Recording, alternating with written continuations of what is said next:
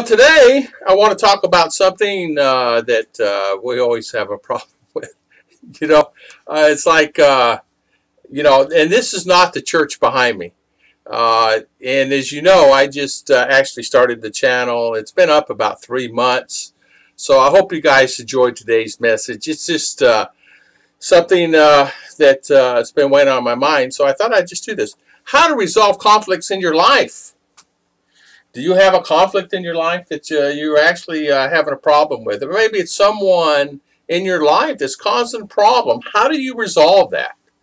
Well, today I'm going to give you some ideas and maybe a small message about how to resolve any conflicts that you have in your life.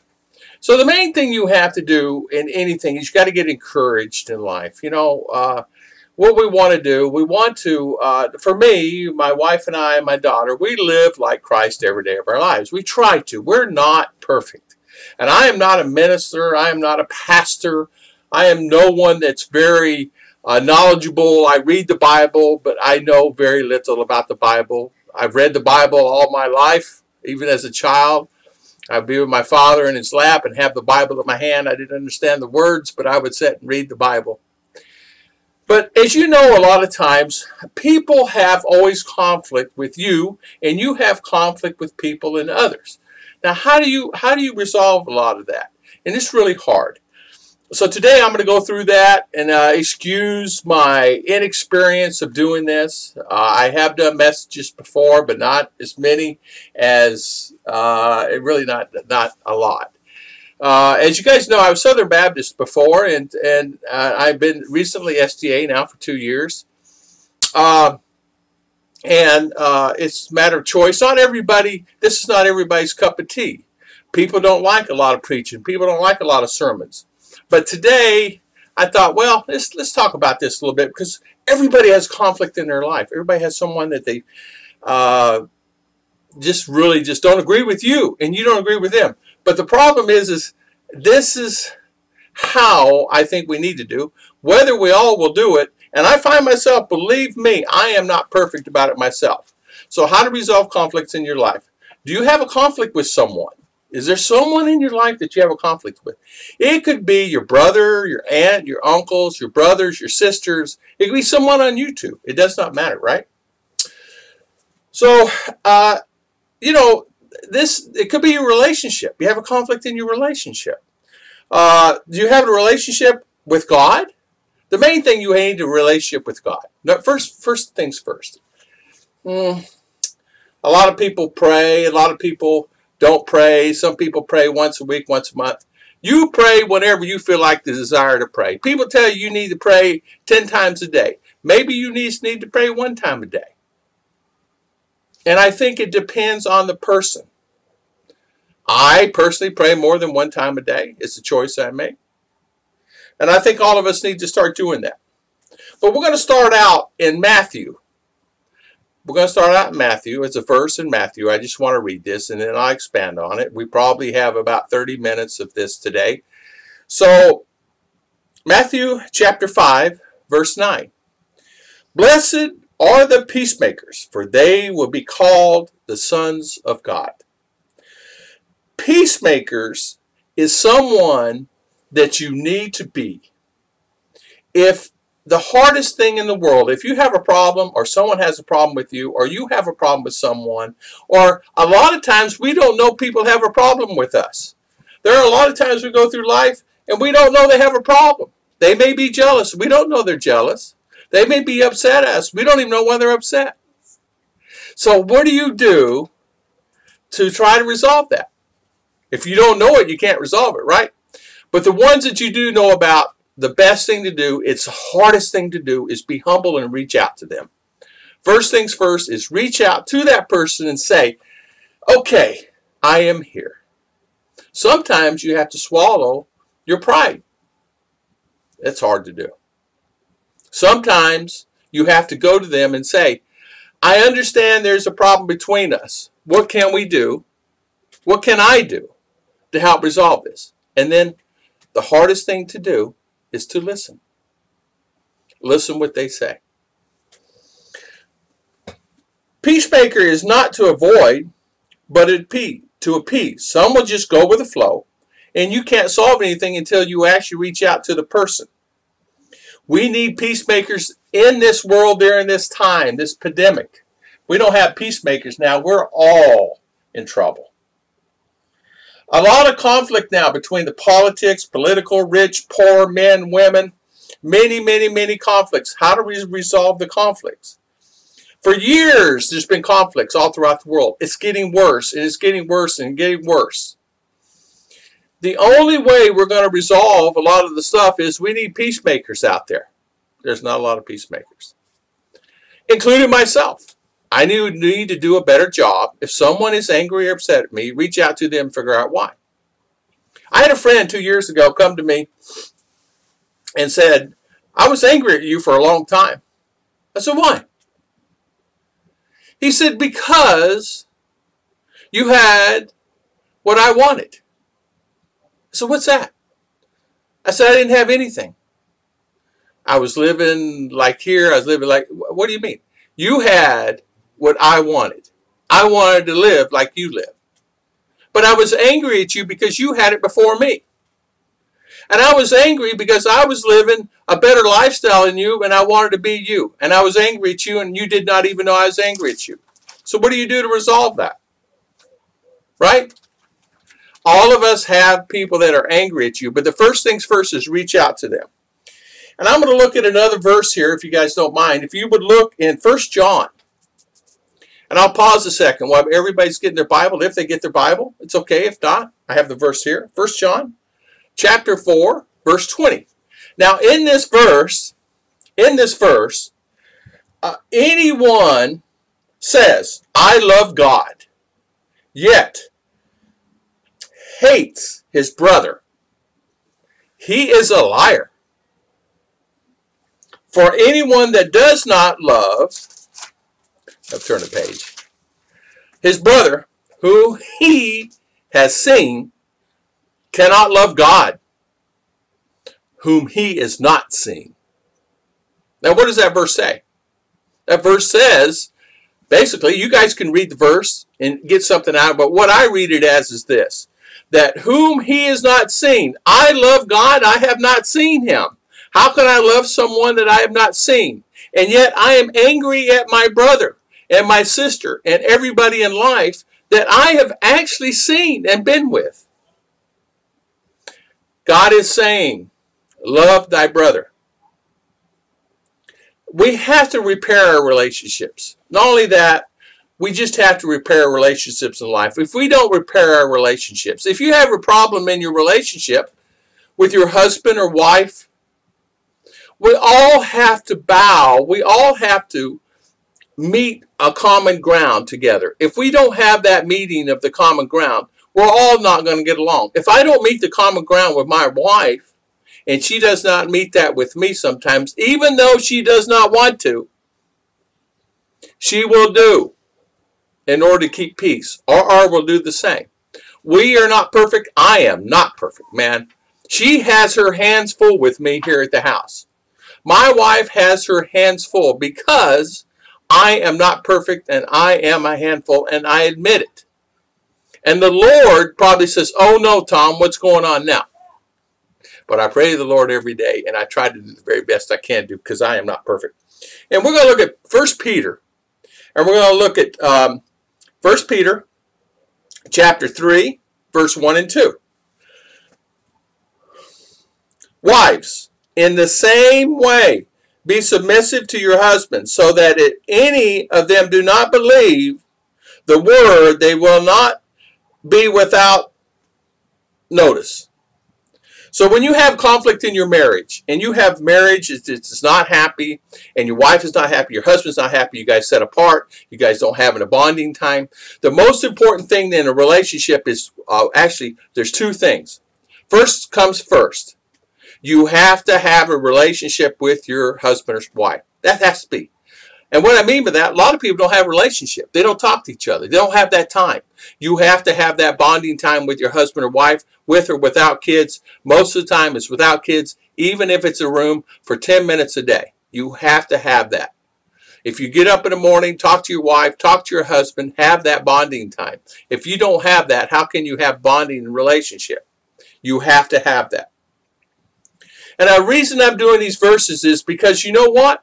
I'm not an expert talking up here, but the Bible says it, so it's true. If the Bible says it, is it true? Yeah, it's true. So if you will look in James 3, chapter 3, verse 18. Peacemakers who sow in peace raise harvests of righteousness. So to be righteousness, to have righteous, is to have a great harvest. Man, it's hard to sow. It's hard to pick up that phone and say, man, I understand you're angry at me, or I've been angry at you, and I want to solve this problem today. How can we do this? And as I said, a lot of times you don't know. I have people angry at me. I don't even know they're angry. Because do I care? I do. But maybe I don't notice. There are people on my other channel that just really love me. There are people on there that don't like me. They just deal with me. It's okay. Because nobody is all perfect. We're all individuals. We're all human beings.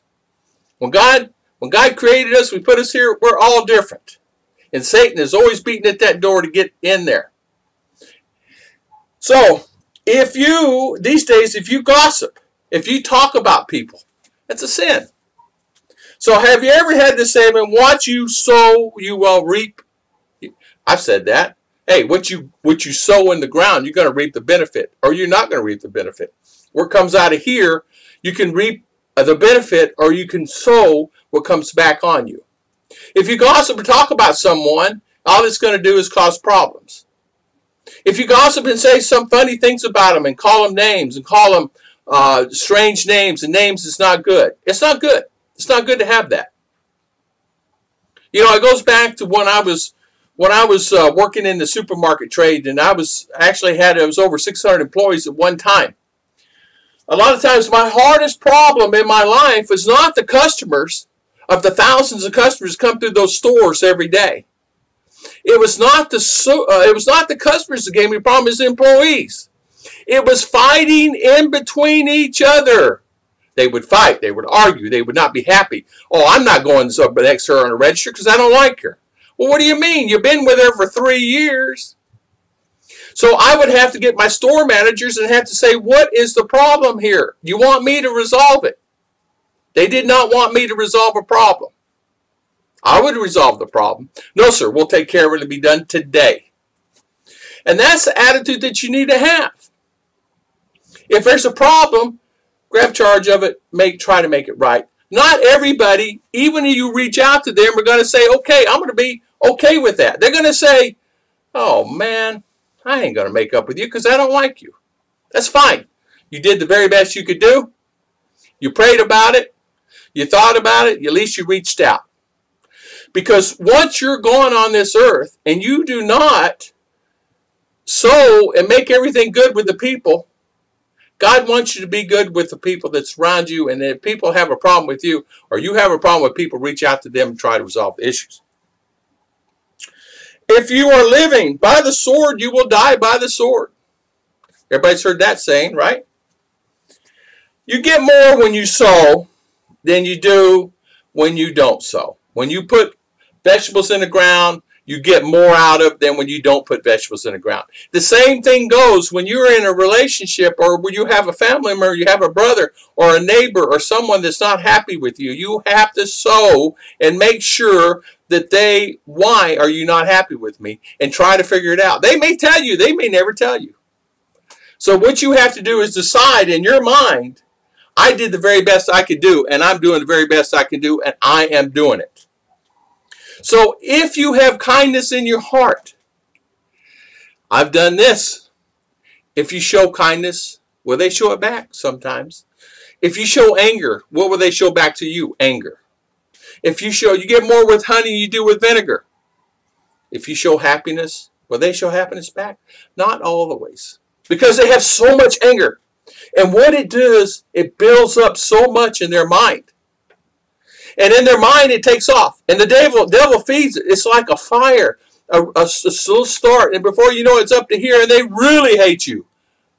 A lot of times, they forgot the reason why they did. Well, I just hate him. Well, why? Or I hate her. Well, why? Well, you know, I forgot. I've never really hated anybody. I don't hate. I'm not a hatred kind of guy. If people dislike me in my past, it's okay. It's still okay. But if I know someone's angry about me, what if I said something or I hurt their feelings in a way, I want to resolve that. If I know I hurt somebody, I want to resolve that, and I do. If someone tells me I am mad at you, oh, I am so sorry. Why are you mad at me? What happened? A lot of times it's not my fault they're angry at me. It's a fault of somebody else getting their finger in, and they're telling stories about me that's not true. Or they're telling stories about other people that's not true, comes back to me. So what you have to do, you make a decision. Reach out to that person. Did you say this about me? Did you say that about me? Did you do this? Did you do that? So that's really the best thing I have to say. There are steps to be a peacemaker, and here they are. There are steps to be a peacemaker. The very first step is reach out. Reach out to the person. In Matthew 5, verse 23 and 24, it says, therefore, if you are offering the gift at the altar, there remember that your brother has something against you. If there's someone that has something against you, you need to resolve that before you give the gift to the altar. Leave the altar.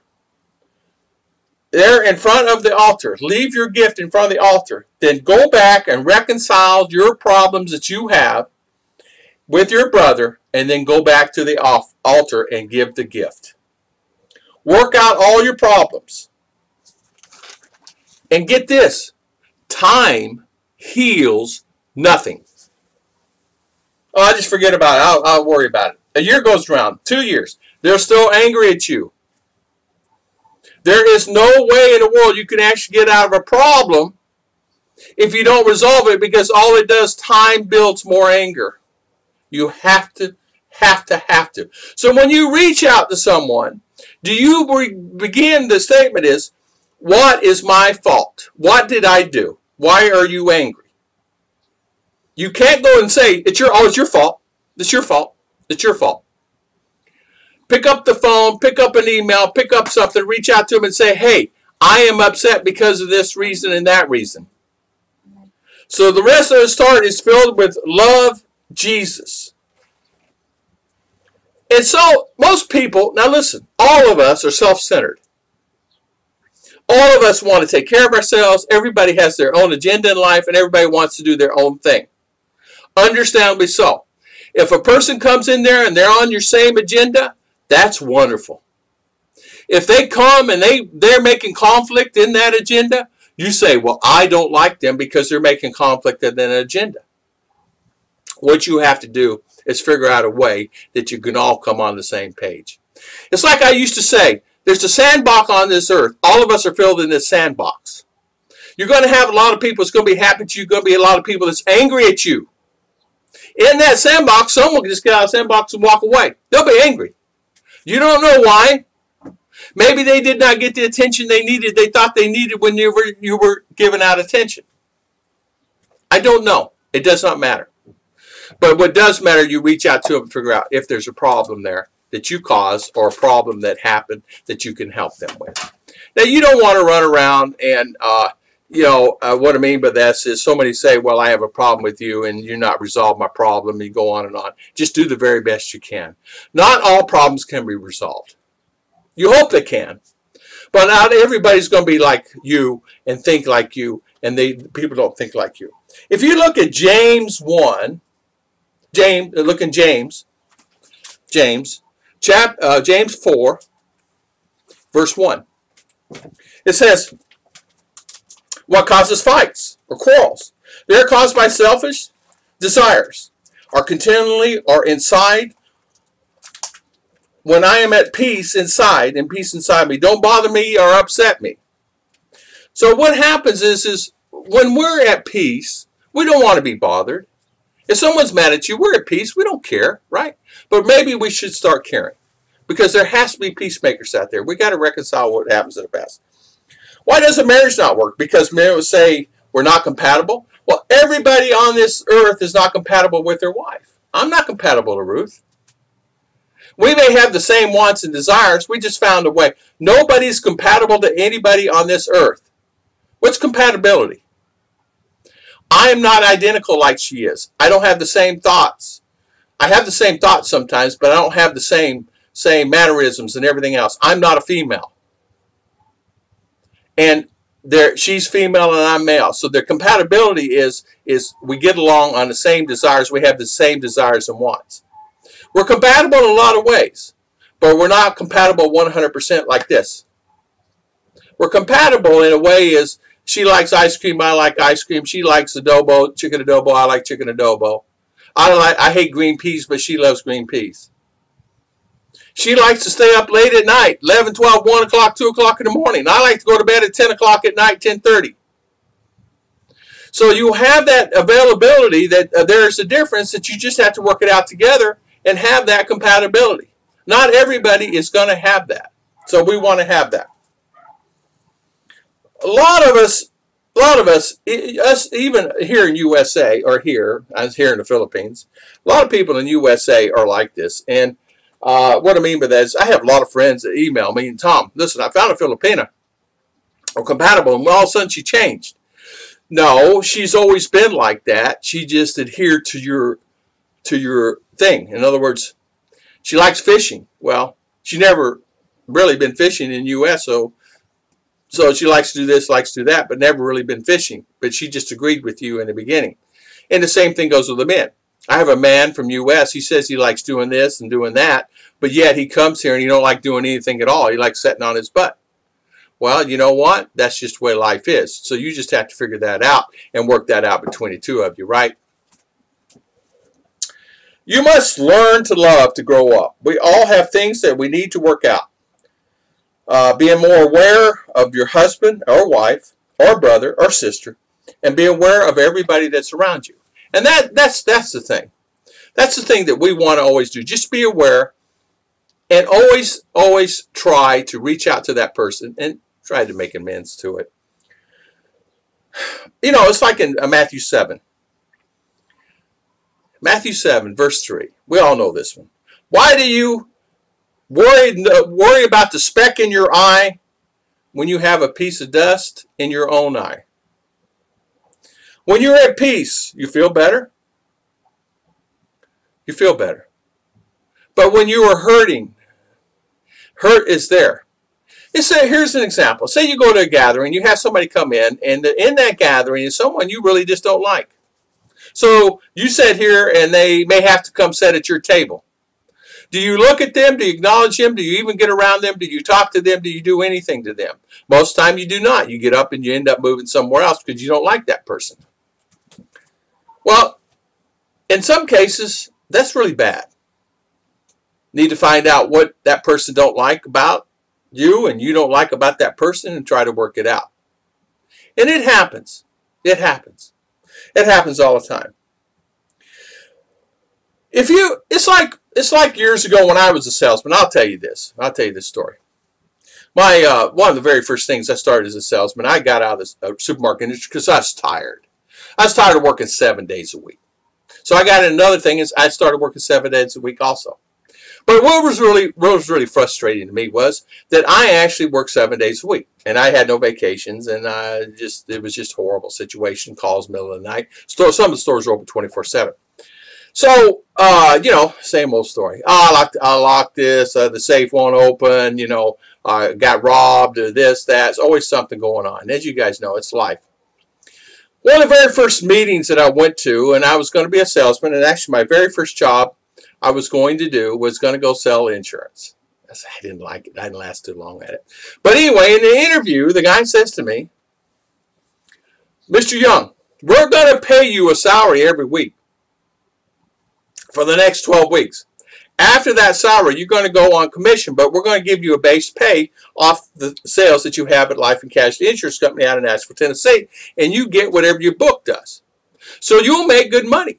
And I mean, they made good money. It was not like nickel and dime money. They made good money. And I'm talking good money, a lot more than I was making at supermarket as a district manager for a supermarket chain with 401k and everything else. I made good money. Not only that I made good money, they gave you a lot of benefits that came with that job at Life and Casualty. But anyway, first things first, he says to me, sell me this pencil, this pen. I go, what? Sell me this pen. So to be a good salesman, you got to figure out the wants and needs of that customer. So you go in, you sit down your customer and say, hey, I noticed you like to fish. What kind of fish you're catching?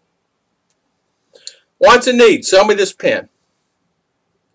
Well, Life and Times to say, okay, he says, you got 30 seconds to think about it, and then you sell me this pen.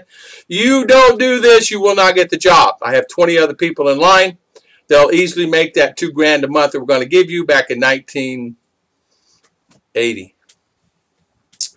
So, $2 grand plus. In 1980, it was good money. So, because it gave you a car allowance and everything else. But get this. I said, okay, how am I going to sell this guy's pen? I don't know anything about pens. Oh, but I said, oh, creativity. Open up, outside in, look it in.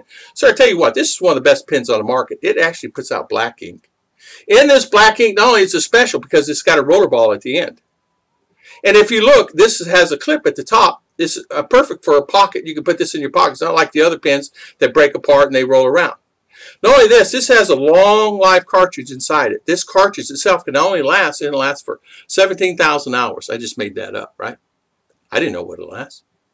So as you know, if you buy this pen from me today for $5, if you buy 2, I'll give you a special deal on it today. Anyway, I sold him a pen.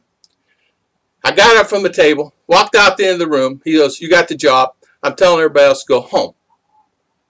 I said, you going to interview him? He goes, no, you got the job. Why? Because it's like anything else you have to do. So what you have to do, you have to figure out the needs and wants of someone. Figure out what the problem is with that person that they have with you and try to reconcile it. Find out what their need is and what they're trying to accomplish. And what I mean by that is maybe there's a need that you didn't meet. Maybe there's something they were looking from you that you did not do for them. Are people looking for things that you do for them? Sometimes. Sometimes not. I have these things that we do together, Ruth and I do. I ask her every day, how are you doing? She says, I'm good. She's not good. She says, I'm fine. She's not fine. If she says to me, I'm doing really good, she's doing good. There are things you can read about people. You need to be a reader of people to understand people. Not everybody can be happy. Not everybody's going to be happy. Not everybody's going to be sad. I have my times where I have my downtime. I'm sitting there going, wow, I'm tired or whatever, because this. We spent 7 hours at Valencia the other day. And so I was tired. I come home. I said, man, I ain't doing that again. But next day I'm back up there and going again. If we look at Ephesians 4. Ephesians 4, verse 29. Do not use harmful words, only helpful words to build up and provide what is needed. A lot of times we all use harmful words to someone, hurt somebody's feelings. And I'm going to close this up here in about another 3 to 4 minutes. We use harmful words to hurt somebody's feelings, and sometimes they take it. And we not meant that way. It could have been a wrong English pronunciation, could be in a wrong English sentence, or they just took it wrong and you didn't mean to be wrong. People, not everybody is going to like you, and it's okay. Not everybody will agree with you. Not everybody has the same thoughts that you have. So what you have to do, you have to figure out what that person is. No insults. Don't use words or hurt someone or any insults. You know what? We all want to have resolution in our relationships. We want to have resolution. We want to actually feel good when we see them. We want to see them. We want to make sure everything is good. Make sure to reconcile. If everyone would actually try to reconcile all the hurt out there that's out there, things would be a lot easier. Things would be a lot easier. Back in the day, I'll tell you a story real quick. Back in the day, When I left that job, I was the insurance company. I lasted about 2 years. I said I was just tired of it. I was tired of going to collect money from someone and selling insurance late at night. I just didn't want to do that. It's a great job, though. The next job I got is I decided, I says, okay, now what am I going to do? As I have this job, and I told my boss, I said, look for someone, because I'm always fair that way. Look for someone. I think I want to look at another field. And he says, you're doing good in this field. And I said, I want to look something else. I'd already sold my mother, my father, all the cousins, and everybody else insurance, and I was a pretty good salesperson at the time. I was not good. I was pretty good. I said, okay, what in the world am I going to do? So I applied for jobs as a salesman and this, that, and the other, but I got a job being your manufacturer's rep. Now, in this job, being your manufacturer's rep, I knew nothing about the products. This guy flew down to Louisiana to interview me, and we're sitting there in the room, and I was the last one of the day, and it was a long day. It was pushing about 8 o'clock at night. He had interviewed hundreds of people. I mean, literally, they had tables and tables and tables. And I was the last one, and I had an opportunity, and all of them were sitting there. And they said to me, he said, okay, Tom, this job that we have available is going to be traveling. Is it okay with your family and this, that, and other? And I said, yeah, I can travel. I don't have a problem with it. I have a car. You know, I'm all right. It's a new car, so we're set there. He said, we're not worried about the car because we'll give you a car. He said, one of the things that we're looking for is someone that actually open up doors. Okay, I can open up a door. He says, no, I'm talking about someone that actually go in and don't meet a stranger. On the other side of that door over there, go over there and open up that door. And I want you to reply to what he's saying to you. I go, oh boy, another one of these. I hate these things. I go over to the door, open it up. There's a guy standing there, and he says, okay, I'm here to buy it for you to sell me this. I'm here to sell you this rainbow vacuum cleaner today. And in this rainbow vacuum cleaner, and the guy would not let me say no. The guy would not let me say no. He was already in the house, inside the room, before I even knew it. He's dragging it in. And at the time, I said, what am I going to do with this guy's going on 100 miles an hour? And they're watching me behind on how I handle a situation. I said, sir, stop speaking. 1 minute. Give me 1 minute, 60 seconds. Why are you here, and what are you doing here? I am here to sell you a vacuum cleaner. It's the best one on the market. And then he's going on. I said, stop. Tell me exactly what it is and what you're trying to sell me. That's the words they wanted to hear. It's the same thing when we reconcile. People want to hear saying, I am sorry. I am here. I am listening. So in closing, what we need to do is, I got that job. What we need to do is to always listen to the other person that's trying to reconcile with you. If they have a problem with you, they will tell you, and they will tell you what it's all about. Not all will be, cream and coffee. And there would be sometimes maybe a situation where they're really angry at you and they're crying, or it's anger towards you. I have a good friend of mine that I used to work with. There's 21 of us here now, and here in the Philippines. I had a good friend of mine who was angry at me for years. Never could figure out why. I asked him one day. He said, you stole a sale from me. I was angry about you that. And I said, how many years ago? He said, 5 years ago. I said, you're mad at me for 5 years because I stole a sale? How did I steal a sale from you? I was already talking to the guy. He didn't tell you. He knew you, but you took the sale. I said, well, why didn't you tell me? I would have given you the sale. It's worth $1,000 to me, Tom. I said, well, why didn't you tell me that? He said, I was afraid to. I said, you're a salesperson. You're older than me. You're stronger than me. You're number one in the office, and yet you're angry at me for that.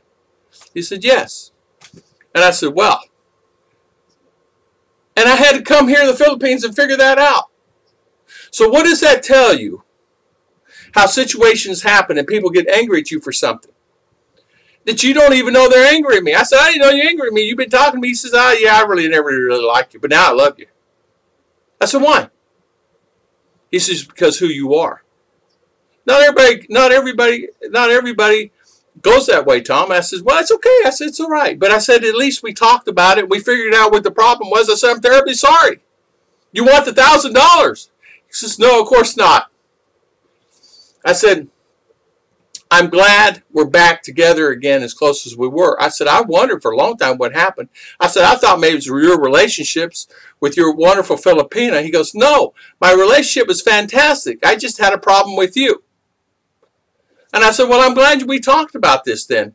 And he says, what happened was you and I got to talking one day. And he said, we just got to talking. And he said, I let it spill out. And you said, and I asked him, I said, well, do you have a problem with me? So we worked it out. It's fine. We still talk every day. In fact, he's on my channel now under an assumed name. I have many people that come on my channel as assumed names. People think, oh, it's a troll. I don't say anything. It may be Ho Chi Minh Quantu from whatever on Tom and Ruth Philippine Adventures. It's him messing around. I don't already know who he is. And I just don't say. I just giggle underneath my breath. So people see it as here comes another troll. A lot of the guys are doing that. And they just block them and they just open up another one. I know who these guys are. In fact, a lot of people that come on there are just guys that say, hey, Tom, yeah, okay, you know, whatever. I told a couple of my friends, I said, I'm doing this, I'm going to be doing some sermons, things like that. It says, right down your alley. You need to do that. And thank you for that, guys. So I want to thank you. I've been on 36 minutes. But anyway, I want to thank you. How do you cope during this time? Resolution is to say, okay. Make sure you reconcile. Do you know, I think everyone in Ephesians 2, verse 16, I think if everyone would try, it would be so much easier if we would all reconcile. So what we need to do is always work together. We need to always try to figure it out and try to work things out with the other person. And I want to thank everybody for listening to this, and hopefully someone gets enjoyment out of it. And God bless everybody, and thank you so much.